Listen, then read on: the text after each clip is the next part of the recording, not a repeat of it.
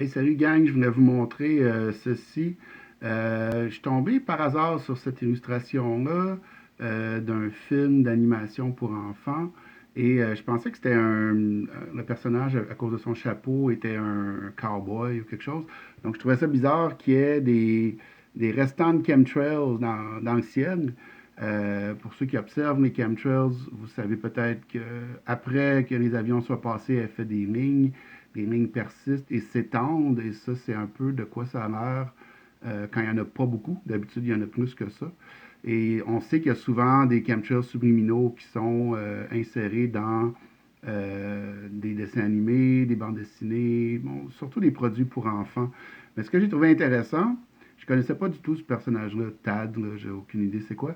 Puis, j'ai trouvé une autre version de la même illustration. Cette fois, il s'appelle Tadeo Jones, mais c'est le même.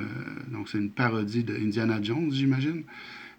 Et comme vous voyez, le ciel est libre de nuages. Enfin, c'est encore un peu bizarre, là.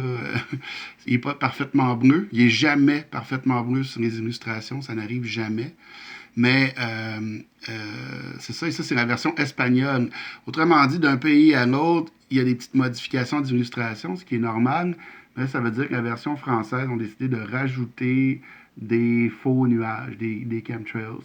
Ça, c'est un phénomène qui est plus fréquent qu'on le pense. Comme j'ai dit, il y en a dans les bandes dessinées, les jeux vidéo, les emballages de jouets pour enfants, beaucoup, beaucoup, beaucoup, etc. Puis je trouve ça vraiment regrettable. En tout cas, bonne journée quand même. Bye bye.